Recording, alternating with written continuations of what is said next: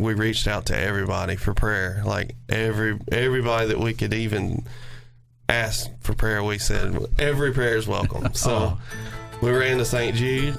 They did all the same exact scans, everything from full body scans. They had to put her back to sleep. They had to do all those things. It was torture, to put your daughter back through the same things and see, you're holding your little 6-month-old daughter, and then you had to hand her off to some stranger and watch her fall asleep, never knowing if she's going to wake up again,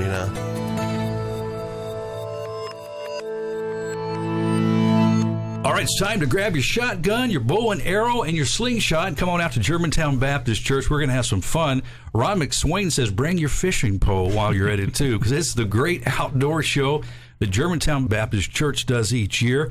And it's their Expo, and it is fantastic. And this year, Ron, it's going to be great. We're going to talk about with our guests. But first of all, man, you're all decked out here with hunting clothes. And are you ready to, are you going somewhere? Well, as I mentioned to you earlier, I'm not a hunter. I'm a fisherman. Yeah. But I just like to pretend anyway to look like one. So I tell you, I've got a hat that's got camouflage on it, and it's part camouflage and part like a sports hat. I love wearing that hat. Never usually go hunting. I haven't since I was a teenager.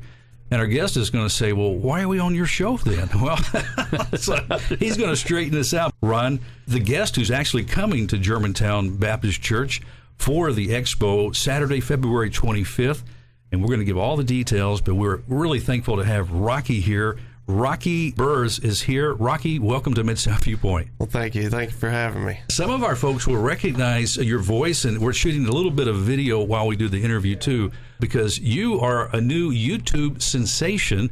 You and your wife, Jamie, have started a ministry, an outdoor program called Sweet Addiction TV. And how did this all come to be? Well, I guess it's kind of my wife's fault. Really? Yeah, well, we met a long time ago, it seems like, about 11 years ago. I outfitted ducks in Arkansas, and she was getting introduced to the hunting world. And as we were kind of seeing what she would like the most and all that stuff, that she got to seeing different TV shows coming to me for their footage. So she looked at me and said, hey, why are we not doing this, So we just kind of started the idea of filming and hunting, because I had a passion for filming. I was capturing all her first hunts, and her reactions were over the top, obviously, because she had never done it before. So it was an amazing time to capture. I don't think, I'm 100% sure she's never harvested anything off camera. So it's a special thing that she has, because I've always captured everything. So that's kind of what started the whole filming and hunting together. And we need to kind of describe your wife in comparison. I mean, how tall are you? I'm 6'2". You're 6'2". I can tell you're 220. 220. You got some muscles there behind those arms. And your wife is kind of petite. It looks like in the pictures I've seen. Yeah. I was showing somebody the pictures. She said she looks like a Barbie doll. Oh, yeah. And she is out there with these big 12-gauge shotguns. I'm assuming 12-gauge. Yeah. And she's shooting ducks, and I guess she's shooting deer, too. Right, yeah. Well, what she took into the most was turkey hunting and deer hunting, because it's a lot more one-on-one time. We get out there, we manage the land, we try to do everything it takes to do over and above just hunting. So that's what's fun to us. Rocky and Ron, there's so many marriages that are falling apart. A lot of times on the weekend, the husband think, hey, that's my time, my buddy's time. We're going to go golfing. We're going to go hunting. And the wife is home trying to take care of the kids. And maybe there's something in their relationship that just isn't working out. Communication's a problem. Doing things together. And usually a woman, for the most part, doesn't really care about hunting, Right. But it's really not about hunting, is it? Isn't it more about being with you and building that relationship? We have a little bit of a struggle now that we have 2 kids, so the time away that we used to have together is kind of limited now because of the kids, and we have one that's 5 months old and one that's turning 3 this weekend, so it's kind of tough to get to do all the things that we used to do. But when we do get out there, it's just like this past weekend, we went out and checked cameras, just all of us together, and took our little son out for the first time out on the farm, and it was just fun. We didn't have any kind of plan. We just rode around in the truck and got out, and my little girl, she went up to trail cameras and was trying to open them and stuff like that. That's stuff that I know she would probably rather not be there at that moment, but she does it for us, and it's definitely a glue to our bond, It's amazing how things, Ron, like sports and these kind of activities can bring families closer together. I have an associate with Bot Radio Network up in our Kansas office, and he's always been an avid golfer, like Ron's a big golfer. His daughter, at the age of probably 4 or 5, he would take her to the range, and she would start hitting balls, She grew up to become the Missouri Junior State golf champion and went on to get a golf scholarship for Kansas State University, I believe was the school. She's played with some professionals like Michelle Wee, but her and her family have used golf as a tool to communicate. Vacation time, they would go to destinations where they could play these golf courses, But I think the key here is family spending time together, and really the dad taking the lead. Isn't that important, Rocky? Yeah, I think it's very important us men be the spiritual leaders, that's for sure. It's a lot on our shoulders, but we have to try to be the leaders, take our families under our wings. If we step out, we're dragging our family out. So, you don't want to be responsible for that. So I'll try my best to incorporate the good Lord in everything we do. And from hunting to sitting there praying with my little girl about she wants chapstick, it was just silly stuff that she prays for, but just getting her to do it and talk to Jesus, and that's one of the most special times that I spend with her. So, and I hope that she remembers that. I like that illustration there, Ryan, that Rocky says his little girl's praying for chapstick. That seems insignificant amount, but you know what? Is there any prayer that we would offer to God that really is that significant? In comparison, right. He's our Father. And he wants to hear those chapstick prayer requests too, doesn't he? That's right. We don't have to pray just about something that is earth-shattering. Just everything in our everyday life that we need. In fact, I was this morning praying about this very interview. So it's amazing that he wants us to pray about everything, not just these things that are critical or crucial. And it's funny how our kids, even today, I'm a grandfather, so I look at my little granddaughter who's 4 years old. The things I learned about God from her. It's just amazing. So your backstory, how did you come to know Christ? Tell me about your family. Where did you grow up? I grew up, I started growing up in Bartlett, Tennessee.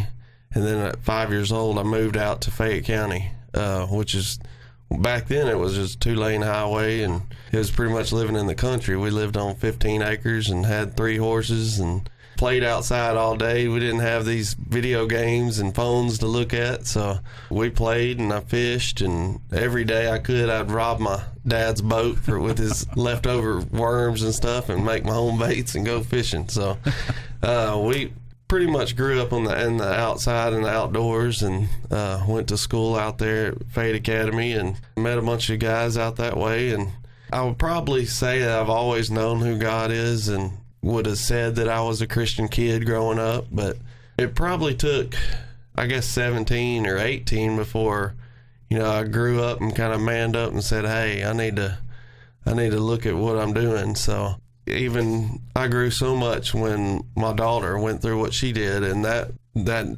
night sitting at the hospital and my wife and I kneeling down beside the hospital bed and praying together, that grew us in a whole nother level as a Christian. It actually gave me a vision that, hey, I want to do more than just sit here and hold on to the testimony and live my life. I want to try to share it. And that was a very powerful moment for your family to go through, and how you saw God's power heal your daughter. Your daughter was discovered she had a brain tumor. Well, it was actually a skull tumor, which is I say both, because I'm not a doctor and my wife is. Yeah. She'll correct me all day, but yeah, she had a skull tumor, and at 6 months old, when we felt the bump on the back of her head, and within 2 days of getting it looked at and them talking to us, she was at Le Bonheur having surgery, so having brain surgery, having it removed, and now she has a titanium mesh all on the back of her, pretty much the whole back of her head. But you want me to go ahead and share the story? Well, I would love to hear the story. Basically, we found out that she had a bump on the back of her head, and when we found that out, we went and had to get it checked out. They sent us to Le Bonheur to have it removed. It took 2 weeks for them to cut it up and dissect it and figure out exactly what it is. It was such a rare tumor. In that 2 weeks, we had a 24-hour urine test done. It was to see if there was any more readings in her body for tumors or anything else.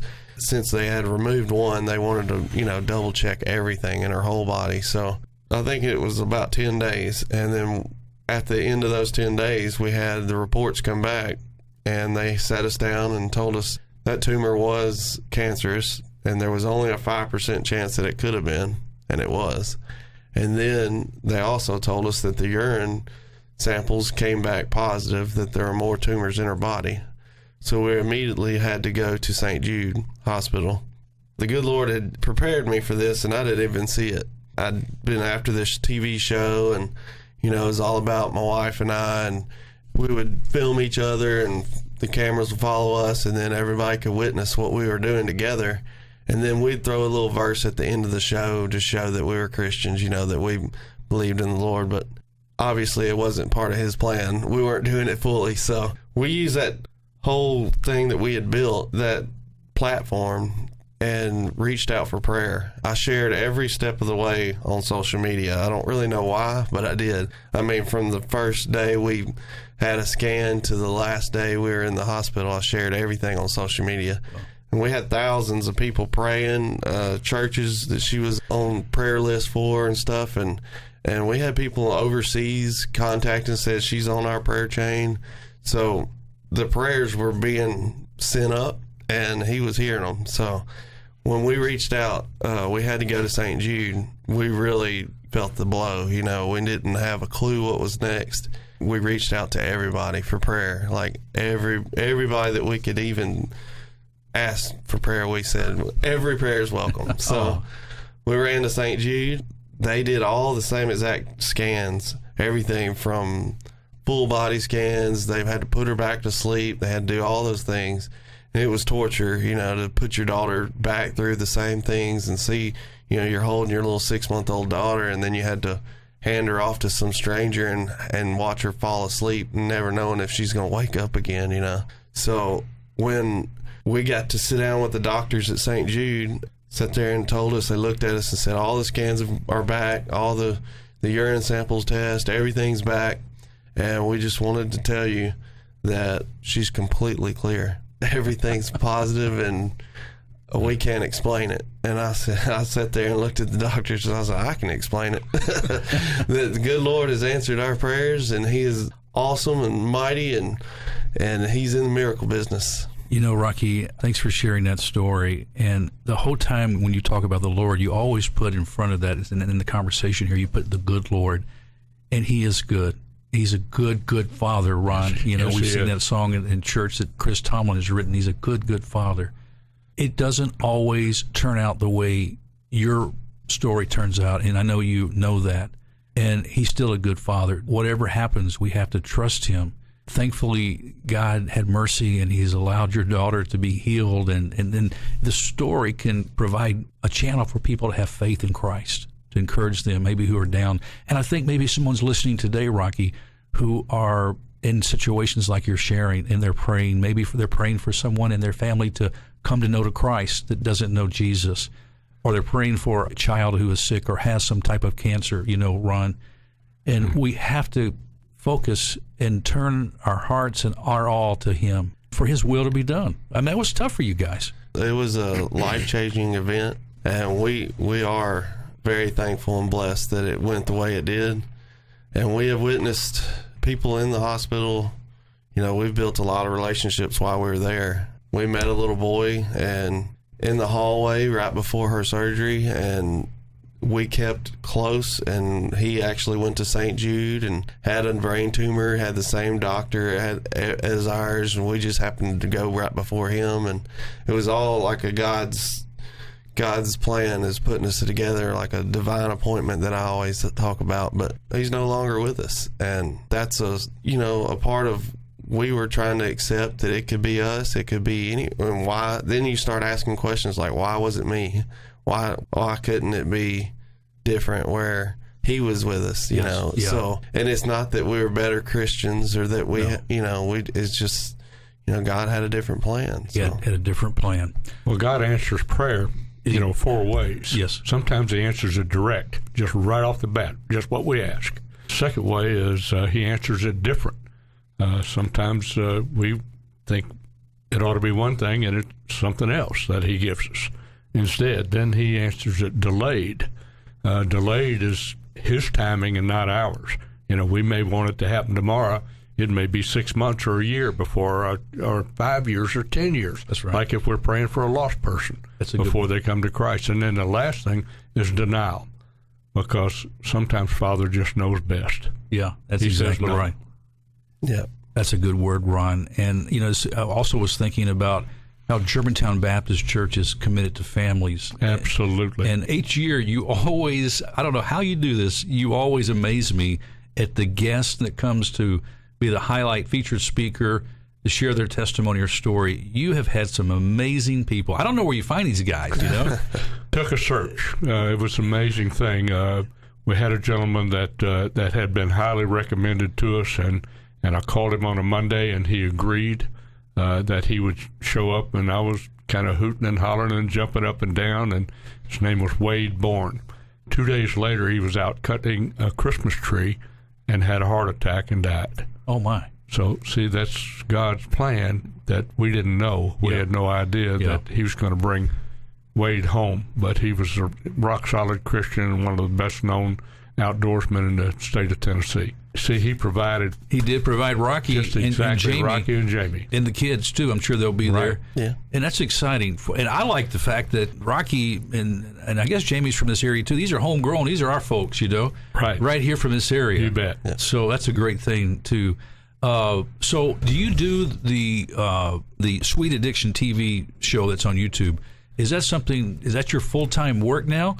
Do you have other employment, and this is something you do for fun, or tell me how that works out, Rocky? We're a little more than just YouTube. We actually, last year we aired on Wild TV, which is Europe and Canada, and it's a nationwide. Forgive me, I don't think I realized that. No, that's okay. It's no big deal. We're going to be on Pursuit Channel this year, which is nationwide. We've got some social media networks. We, of course, have our stuff on YouTube also, but we've aired all kinds of different places, from Dirt Road TV this year and WBNA 21 in Kentucky right now for a whole year straight. So our vision is to share Sweet Addiction and what we're about now, which is a faith-based show. It's to share what the good Lord's doing with us, through us, any kind of way that we can share this testimony and the story. So it's a wonderful thing. Ron, I don't know if I mentioned this several years ago when I was with a radio ministry, Transworld Radio. I was traveling to different missions conferences, and I was down in, it wasn't Sarasota, but it was down close to Sarasota, Florida, at a church. I met a professional bass fisherman who is actually a missionary with the Home Mission Board for the Southern Baptist. His whole ministry was through the Southern Baptist was to travel to different bass tournaments. He was a trickster in the way he would do his rod and reel. I mean, he could put that lure in a cup 50 yards away. It was amazing. He did a little demonstration for us. But his heart was to use that gifting in these tournaments to share the gospel, like you guys are doing, It didn't start out that way. It was all about my wife and I and hunting and fishing, but it's definitely a ministry now. We have social media ministry, a Sweet Addiction ministry, and we're just trying to do as much as we can, get this story out as to as many people as we can. So I actually do work. I'm a log home and timber frame specialist. So here locally, I used to build a lot of log homes, and then the economy kind of crashed. So now I'm a deck and arbor specialist. But it's pretty much whatever comes my way. We do antique beam work and stuff in ceilings and dress up houses. So that's kind of what pays the bills for me. And my wife's a nurse practitioner, so she works also. So this is kind of a side thing, and I outfit deer and turkeys in Nebraska. So, I mean, we kind of... Rocky, for us non-hunting folks, tell us, when you talk about outfitting deers in these places, what's that all about? Well, outfitting is pretty much, it's kind of like you're providing a service. And we have 100,000 acres in Nebraska that have been in agreements with the ranchers there. We can hunt that property, and we only take a select amount of people, and they pay us to practically take them out, house them, feed them, and take them out and share our knowledge of the nature in that area. So we have stands set up. We have ridges and sand hills that we know and travel with the guys, and we kind of, it's just taking them on an adventure. They have no clue about the property, and it sounds like fun. Yeah, it's a blast. And we've been very, very blessed to meet some great people. It seems like every group that comes out says, hey, we want to book every year. So we're like, well, the last guys told us that too, so we have to rotate out. So it's been fun. Well, again, the Expo, the Outdoor Expo at Germantown Baptist Church takes place on Saturday, February 25th. Tickets are $15 in advance, $20 at the door, $5 for children 12 and under. And one of the highlights for this event, and I love talking about the food, Ron, and you have a list of some delicious food here. Tell us what's on the menu, and is there going to be duck d'oeuvres? I mean, that's what I hear is I couldn't possibly tell you everything. Yeah. You don't have time enough on this radio show. But we're going to have things like buffalo sliders, Mongolian-style deer, whatever that is. We're going to have deer chili, and you mentioned duck d'oeuvres. It's a duck breast that's wrapped with cream cheese in the center and wrapped in bacon and put on a charcoal grill. And we can't keep enough of those things, boy. Guys and gals all go crazy over them. Us rednecks call them duck poppers. Yeah, duck poppers. That's what a lot of people call them. I like that. We give it a fancy name. Yeah, duck d'oeuvres, poppers. Now, for kids that don't want the outdoor game dishes and so forth, we're going to have pizza and chicken strips and all the good things that the little kids might want. Of course, this is definitely a family event, and we're talking about, I know, hunting and fishing and outdoors, but this really is a time for dads and moms to gather up the kids and everybody come out and enjoy the day. Sure. Well, during the expo time between 4 p.m. and 6 p.m., we're going to have all kinds of exhibits and activities. Wolf River bow hunters and everything archery are going to each provide archery lanes, so kids and adults both can come there and shoot bows and on targets and things like that. We'll have one room completely set aside for kids, small kids, to play games. And it'll be staffed and manned by very capable people that are used to working with kids. And there'll probably be a half a dozen, maybe more than that, maybe 10 games in there for little kids to play and be entertained. Wow. So it's a family event. Definitely a family event. Rocky, how often do you and Jamie attend events like this at Germantown? We at Germantown, I haven't. This will be our first. Okay. But we do other speaking engagements. We've done that a few times, but this will be our first time to be at this event. And if folks want more information about the work you do, again, at Sweet Addiction TV, mention social media. So you're on Twitter, Facebook, I think Instagram. So yes. give me some handles here so we can find you. Well, it's just pretty much you search Sweet Addiction TV and put it all together, and it should pull us up. So we're on everything from the web to social media to YouTube. If you look up Sweet Addiction Hunting, you'll find us. Also want to remind our friends that tickets for this great outdoor expo are available online. You can go to germantownbaptist.org/outdoor expo. You can also go to the Germantown Baptist Church office Monday through Friday, regular business hours, and purchase your tickets. But you need to come. Ron, this is going to be, as always, you guys, you keep taking it up a notch. And we try. You got the Burrus family coming, and I tell you, this is going to be fantastic. I didn't know anything about until Ron, he brings these extraordinary outdoor professionals, on the show. Like I said, Rocky, I have no idea how he finds you guys, but I am so glad that we got a chance to meet. Thank you so much for coming and being our guest. Thank you. What would you say to a dad who maybe hasn't taken a lot of time in a hunting way with his child? Is there something that you would recommend if he says, this is something I know I need to do, my dad didn't do with me? How would you recommend dad try to start with their son or daughter or maybe their grandchild to get out in the woods and hunting or fishing or something like that? And I guess you're assuming like a dad that doesn't do it already? Exactly, yeah.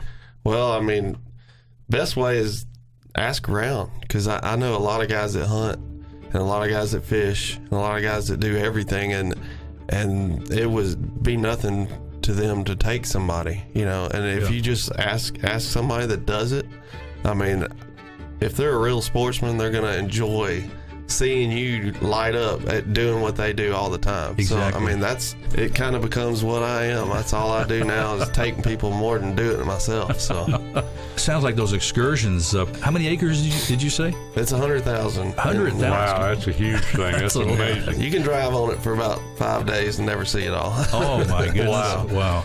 Well, we're glad that you were able to stop by. Again, we want our friends to make plans to go Saturday, February 25th. The Germantown Baptist Church is the Faith Building. Expo opens at 4 p.m. The dinner starts at 6 p.m. Tickets are available. Adults $15 in advance, $20 at the door. Children are 12 and under, only $5. You can purchase your tickets by going to germantownbaptistchurch.org/outdoor expo or stop by the church office Monday through Friday. Rocky, Ron, God bless you. Thank you so much for what you're both doing for Christ's kingdom to encourage families. Rocky, thanks for sharing your story and the miracle that God did in your family. God bless you. Thank you. Thank you for the privilege. Friends, that's all the time we have on this edition of Mid-South Viewpoint. Thanks for stopping by. I'm Byron Tyler. We'll talk to you next time. Bye-bye.